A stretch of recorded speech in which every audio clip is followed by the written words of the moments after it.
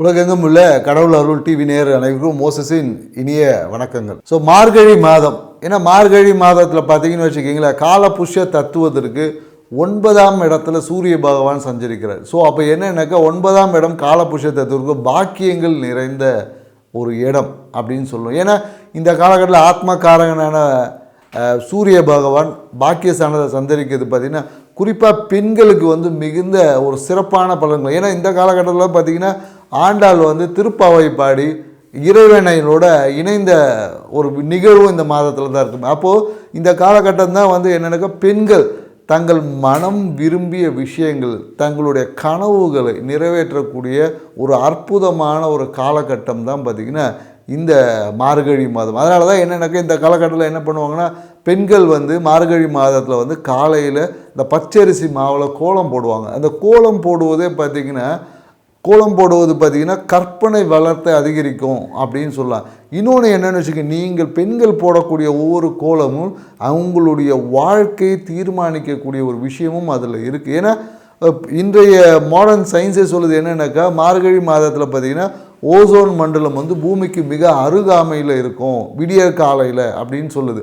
அப்போ அந்த விடிய காலையில் அந்த பெண்கள் எழுந்து அந்த கோலம் போடும்போது அந்த அபரிவிதமான அந்த பிராணசக்தி பெண்களுக்கு கிடைக்கும். அந்த பிராணசக்தி கிடைக்கும். என்னங்க பிராணசக்தி கிடைச்சி என்னங்க நடக்கும் அப்படின்னு பார்த்தீங்கன்னா பெண்களுக்கு பார்த்திங்கன்னா கால்கள் ரொம்ப வலிமையாது. ஆண்களுக்கு எப்போதும் என்னென்னாக்கா நம்ம சொல்லுவாங்க ஹார்ம் பவர் தான் ஆண்களுக்கு. ஸோ பெண்களுக்கு என்னென்னாக்கா கால்களில் தான் மிகுந்த பலம் அதிகம். அதனால தான் பெண்கள் கால்களை ரொம்ப பேணிக்கணும். அதனால தான் பெண்கள் ஆண்கள் நடைப்பயிற்சி காட்டுதலும் பெண்கள் நடைப்பயிற்சி செய்யும்போது தான் அற்புதமான பலன்கள் கிடைக்கும். ஏன்னா அவங்களுடைய அந்த ஹார்மோன் சுரப்பிகளுக்கான வர்ம புள்ளிகள் பார்த்திங்கன்னா அதிகமாக காலில் தான் இருக்குங்க. ஏன்னா அந்த கால்கள் தூண்டப்படும் போது தான் அவங்களுக்கு கர்ப்பப்பை வலுவாக இருக்கும். எந்த ஒரு பெண்ணோட கர்ப்பப்பை நல்ல வளமாக செழிப்பாக இருக்கோ அவங்களுடைய வாழ்க்கையில் பார்த்திங்கன்னா இந்த பிரச்சனை என்பதே இருக்காது. ஏன்னா இந்த கர்ப்பப்பையில் ஏற்படக்கூடிய சிறிய சிறிய பாதிப்புகள் தான் பெண்களுடைய லைஃப்பில் கணவன் மனைவி பிரச்சனை, கணவனுக்கு கிடைக்காத குழந்தை பேர் பிரச்சனை, இப்படி பல்வேறு பிரச்சனைகளை இவங்களுக்கு இருக்குது. ஏன்னா நம்ம ஆன்மீகத்தை மட்டும் ஆன்மீகத்துக்கு பின்னாடி இருக்க அறிவியலும் தெரியும். ஏன்னா ஆன்மீகத்தை சொல்லக்கூடிய நிறைய யூடியூப் சேனல் இருக்குது. ஆனால் அதுக்கு பின்னாடி இருக்க அறிவியலை சொல்லணும் அப்படின்பது தான் நம்மளுடைய ஒரு நோக்கமாக இருக்கிறதுனால தான் எப்பொழுதும் ஆன்மீகத்துக்கு பின்னாடி இருக்கக்கூடிய அறிவியலையும் புரிஞ்சிக்கும் போது நம்மளோட ஆன்மீகம் எவ்வளோ முக்கியத்துவம் பெறும் என்பதை நம்மளால் உணர முடியாது. ஸோ அதனால தான் பெண்கள் இந்த காலத்தில் பச்சரிசி மாவில் கோலம் போட்டு பூசணிப்பூ வைப்பாங்க. ஏன்னா பூசணிப்பூ என்பது எதை குறிக்கும்னா உங்களோட சுவாதிஷ்டான சக்கரத்தை குறிக்கும். ஏன்னா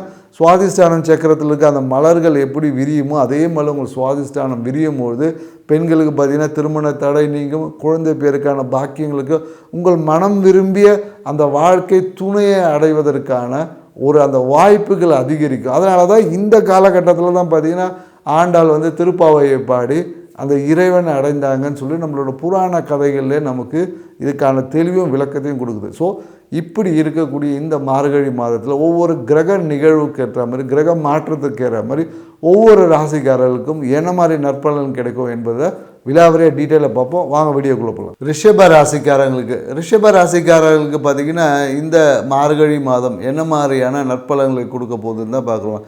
ஏன்னா ராசி அதிபதியான சுக்கிர பகவான் பார்த்திங்கன்னு வச்சுங்களேன், இந்த மாத தொடக்கத்தில் பார்த்திங்கன்னா உங்களுக்கு 8ஆம் இடத்துல போய் சஞ்சரிக்கிறார். ஸோ அப்போ அந்த 8ஆம் இடம் என்பது என்னென்னாக்கா ரொம்ப கவனமாக இருக்க வேண்டிய காலகட்டம் அப்படின்னு சொல்ல முடியும். ஏன்னா இந்த காலகட்டத்தில் நீங்கள் உங்களை இயக்குவதே என்னென்னாக்கா உங்களோட மனைவியோட குடும்பமாக இருக்கலாம். ஸோ உங்கள் மனைவி தான் உங்களை இயக்கக்கூடியவங்களாக இருப்பாங்க. ஏன்னா இந்த காலகட்டத்தில் என்னென்னாக்கா உங்களால் நீங்கள் சும்மா இருக்க முடியாது. ஏதாவது ஒரு விஷயங்களை நீங்கள் செய்ய போய் அதன் மூலயமாக ஏதாவது ஒரு அவப்பெயரை சந்திக்கக்கூடிய சில வாய்ப்புகள் என்பது இருக்குது. நிறைய பேர் இந்த காலகட்டத்தில் என்ன பண்ணுவாங்கன்னா ரிஷபராசிக்காரங்களுக்கு ஒரு கடனை அடைப்பதற்காக மீண்டும் ஒரு கடன் வாங்கக்கூடிய ஒரு சூழல் என்பது இருக்குது.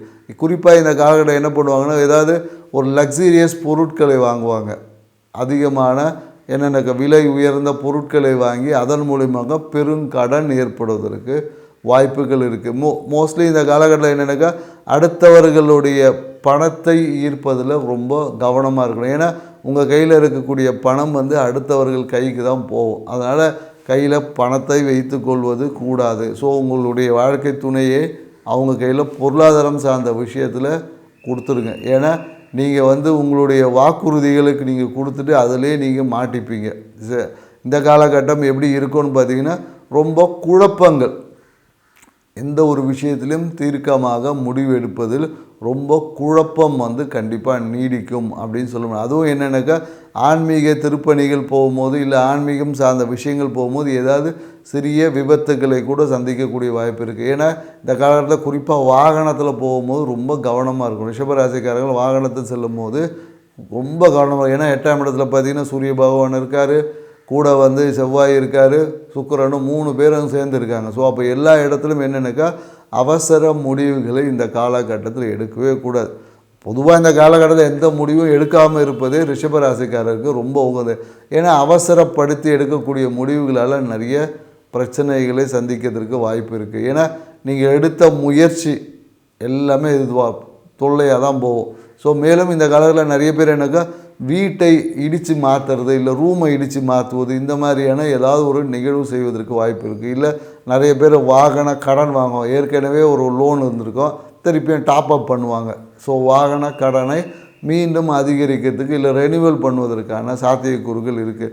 எவ்வளோ தான் இருந்தாலும் சரி, தொழில் சார்ந்த விஷயத்தில் இந்த காலகட்டம் உங்களுக்கு லாபம் மன மகிழ்ச்சியை கொடுக்கும். தொழிலில் வந்து எதிர்பார்த்த லாபம் என்பது இருக்கும். ஸோ மேலும் என்னென்னாக்கா, உணவு சார்ந்த விஷயத்தில் ரொம்ப கவனமாக இருக்கும். சாப்பிடக்கூடிய உணவு இந்த காலத்தில் நிறைய ஆயில் ஐட்டம் எடுத்திங்கனாவே உங்களோட உடம்புல கொலஸ்ட்ரால் லெவல் வந்து கொஞ்சம் அதிகரிக்கும். அதே போல் நிறைய இனிப்பு சார்ந்த விஷயத்தில் ரொம்ப ரொம்ப அதிகமாக சாப்பிடும் போது அதுவே உங்களுடைய என்ன சொல்ல உடம்பில் வந்து அந்த கழிவுகள் வந்து சீராக வெளியேறாமல் தடைப்படும்.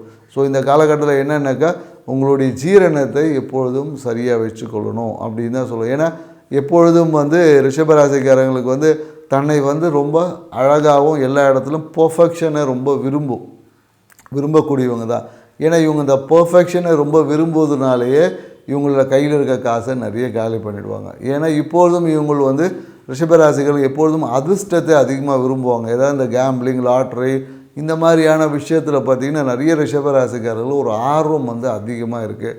ஸோ அந்த விஷயத்தில் ஏதோ ஒன்று பண்ணி திடீர்னு அப்படியே பெரும் பணக்காராயணும் அப்படின்ற ஒரு எண்ணம் இருக்குது. ஸோ அது உங்களுக்கு எண்ணம் வந்து தவறான்னு சொல்லலை, தவறு கிடையாது. ஆனால் அதையே வந்து அதிகமாக யோசிக்கக்கூடாது.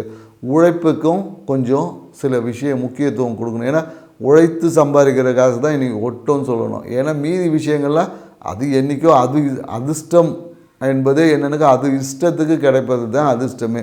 ஸோ எப்பொழுதும் அதிர்ஷ்டத்தை நம்பி ட்ராவல் பண்ணிங்கன்னா ரொம்ப கஷ்டம். ஏன்னா ரிஷபராசியை பார்த்திங்கன்னா கர்ம ராசின்னு சொல்லுவாங்க. ஏன்னாக்கா நிலைமை கர்ம ராசி, நிறைய கர்மங்கள் செயல்களை செய்ய வேண்டிய ராசி. ஸோ இவங்க அடுத்தவர்களுக்கு ஒரு இந்த கன்சல்டேஷன் கொடுப்பது, அடுத்தவர்களுக்கு சஜஷன் கொடுப்பது, இந்த மாதிரியாக செய்யக்கூடிய விஷயங்கள் எல்லாமே இவங்க வாழ்க்கையில் வெற்றியை தரும்னு சொல்ல முடியாது. இந்த காலகட்டத்தில் பார்த்திங்கன்னா அம்மாவுக்காக ஏதோ ஒரு மருத்துவ விரயங்கள் செய்ய வேண்டியது. அம்மாவுக்காக ஏதோ ஒரு மருத்துவ விரயம் என்பது இருக்கும். தந்தை வழியில் ரொம்ப ஆதாயமாக இருக்கும். நீங்கள் ரிஷபராசிக்காரர் இந்த காலகட்டத்தில் காவல் தெய்வ வழிபாடு செஞ்சு பாருங்கள், ரொம்ப அதிர்ஷ்டம் நினைக்கும். அவருடைய என்ன சொல்ல, எதை வந்தாலும் எதிர்த்து போராடி வெற்றி பெறக்கூடிய ஆற்றல் உங்களுக்கு அபரிவிதமாக பெறுவதற்கு வாய்ப்பு இருக்குது. ஏன்னா இந்த காலத்தில் நீங்கள் நிறைய ஆன்மீகம், என்னன்னாக்கா நிறைய ஆன்மீகம் சார்ந்த பாட்டு பாடுவது, இல்லை குரு கவசம் படிப்பது, இந்த மாதிரியான விஷயங்களை செய்வதன் வழியாக உங்கள் வாழ்வில் திடீர் அந்த அதிர்ஷ்டம், அந்த லக்கு என்பது அதற்கான பாசிபிலிட்டிஸ் வந்து அதிகமாகும். நிறைய பேர் இந்த காலகட்டத்தில் குழந்தை பேருக்காக ட்ரை பண்ணுவாங்க. குழந்தை பேர் ட்ரை பண்ணக்கூடிய ரிஷபராசிக்காரர்கள் வந்து அவங்களுக்கு பார்த்திங்கன்னா இந்த காலத்தில் பெரும்பாலும் சிசேரியனுக்காக வாய்ப்புகள் தான் அதிகமாக இருக்குதுன்னு சொல்லலாம். ஏன்னா திருமணம் சார்ந்த விஷயம் பேச்சுவார்த்தைலாம் இந்த காலகட்டத்தில் ரிஷபராசிக்காரர் வச்சுவே கூட. திருமணம் சார்ந்த விஷயங்கள் பார்த்தீங்கன்னா பேசுனீங்கன்னு வச்சுக்கோங்க, ஏதாவது இந்த குறிப்பாக அந்த வரதட்சணை சார்ந்த விஷயத்தில், இல்லை வண்டி வாங்கி கொடுக்குறது, இல்லை எனக்கு இது வாங்கி கொடுக்குது, இந்த மாதிரியான ஏதோ ஒரு காரணங்களுக்காக நடக்க வேண்டிய திருமணம் கூட தடைப்படும். ஸோ அதனால் திருமணம் சார்ந்த விஷயத்தில் இந்த காலகட்டத்தில் ரிஷபராசிக்காரர்கள் பேசாமல் இருக்குது. தை பிறந்தா வழி பிறக்குன்ற மாதிரி தை மாதத்துக்கு அப்புறம் பேச்சுவார்த்தைகளை நீங்கள் தொடங்கலாம். ஸோ இந்த மார்கழி மாதத்தில் எந்த ஒரு புதிய முயற்சிகளையும் நீங்கள் எடுக்காமல் சைலண்ட்டாக இருந்தீங்கன்னாவே போதும். இல்லை என்றால் உங்களை இந்த சூழ்நிலைகள் ரொம்ப வைலண்ட்டாக்க தயாராக இருக்குது என்பதை புரிஞ்சுக்கிட்டிங்கன்னா அமைதியாக இருக்கிறதே உங்களுக்கு பரிகாரம். ஸோ இதை மட்டும் நீங்கள் கடைப்பிடிச்சு பாருங்கள். இல்லை வாய்ப்பு கிடைச்சா நீங்கள் என்னென்னாக்கா ஏதோ ஒரு அம்மன் கோயில், கும்பமைது அம்மன் கோயிலில் போயிட்டு நெய் தீபம் ஏற்றி வழிபாடு செஞ்சு பாருங்கள். உங்கள் வாழ்க்கையில் நிறைய அற்புதம் நிகழ்த்தும். நன்றி, வணக்கம். கடவுள் அருள் டிவியை பார்த்தமைக்கு நன்றிகள். மேலும் இது போன்ற தகவல்களை தெரிந்து கொள்ள கடவுள் அருள் டிவியை சப்ஸ்கிரைப் செய்யுங்கள். மறக்காமல் பெல் ஐக்கானை கிளிக் செய்யுங்கள்.